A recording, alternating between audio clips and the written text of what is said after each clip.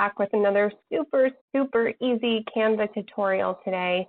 And this time I wanted to show you how you can take any sort of design that you've created in Canva and resize it to fit your blog, your YouTube, your Pinterest, whatever it is that you want to post the same or similar design on, but you don't want to have to create it all over again. So back when I was first using Canva, I didn't realize I could use this feature I'm about to show you.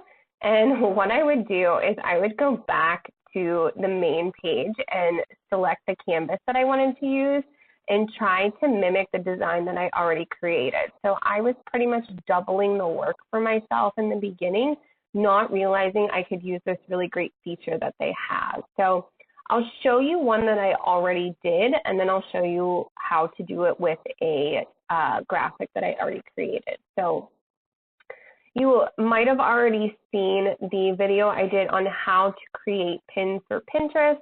Pretty much all it is how to upload a pin that you've created in Canva to your Pinterest board. So this was the thumbnail I used for the YouTube video, and rather than creating an additional graphic for Pinterest specifically, all I did was resize this, make some minor adjustments to the text, and then I was able to upload it right away to Pinterest. So this was the original YouTube thumbnail I created.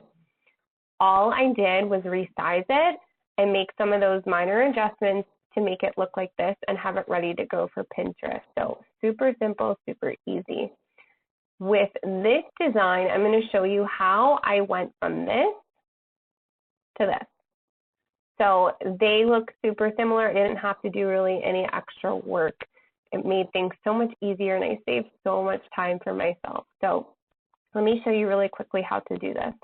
You're going to take whatever design you have, whether it's an Instagram, a Pinterest, a YouTube, a blog design, anything really, and you're going to go over to this top navigation bar and you're going to click on Resize. Typically, Canva will have probably about 3 check marks or so for canvas sizes that they think you might want to use. I don't like to do this just because it will pop up with 3 additional windows and it can get kind of overwhelming. So it's up to you. You can keep these checked, but especially the food and drink menu, I don't need that. I like to uncheck all of these and only work on what I need. So I'm going to go ahead to the social media post and click on Pinterest graphic, and then I just scroll down to make sure nothing else is checked off. And then I click this abracadabra resize button. It'll open up a new window for you so that your previous design won't be altered in any way. And then it's going to automatically resize the design according to what they think would fit best within this particular graphic. So I really don't need to change a whole lot here.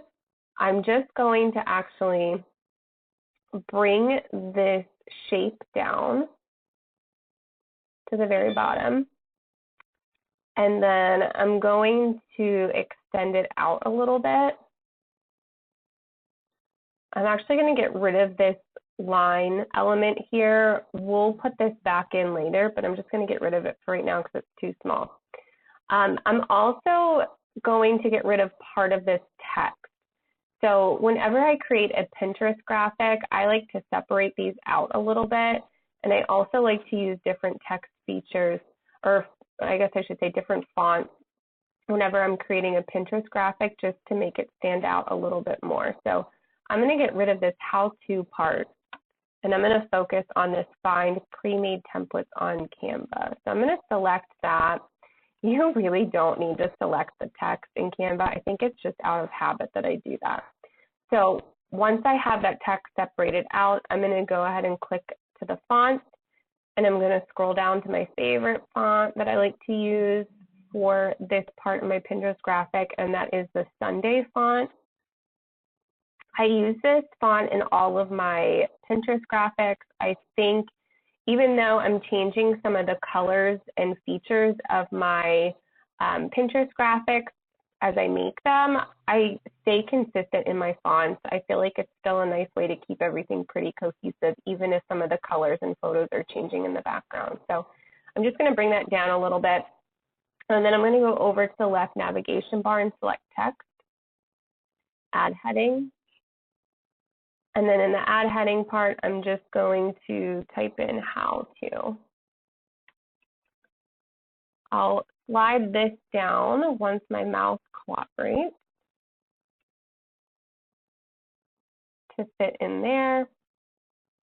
Select the text box, and then I'm ready to change the font. So as I've said before, you can absolutely upload your own fonts if you have experience with that.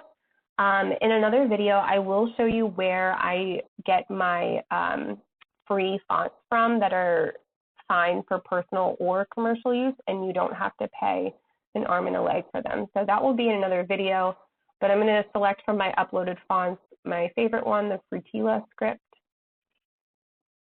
And I'm just going to enlarge that and then move it around to fit in there. I'll use the arrow key a little bit to be more precise with it. All right, so the text is done. The resizing of this element is done. And then the last thing I'm going to do is add that line back.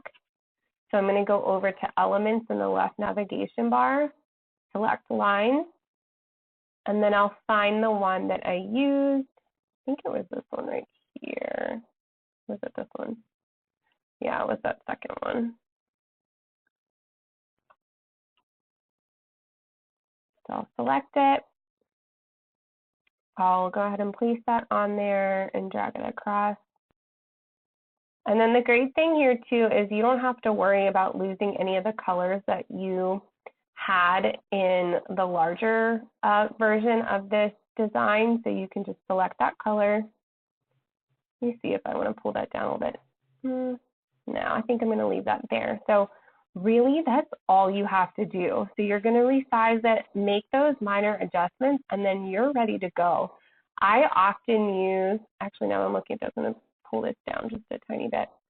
I often use the same graphic that I upload to Pinterest on my blog, but if it's a really short post, I'll just keep the YouTube thumbnail that pops up when I include the videos in my post on there as the graphic. So I use this on Pinterest. I'll even use it for my blog post thumbnail. It fits really nicely there as well. So once that's all done, I do like to rename this just so I know whenever I'm uploading to whatever platform I'm using that that's what it's for. So I don't have to worry about clicking on the file and opening it in preview to make sure it's the one that I need. So once that's renamed, I'm just going to download it. I always keep it on PNG unless there's something else that I'm using it for.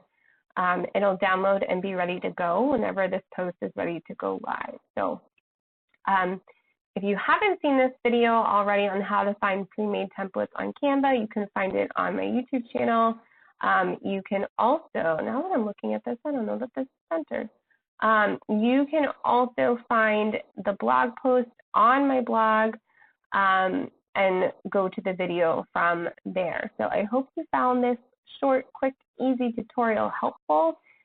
If you have any suggestions for things that you'd like to see about using Canva, using Pinterest, or anything like that, please let me know. And thank you so much for watching this video. Don't forget to hit the like and subscribe button before you go. I'll talk to you guys next time.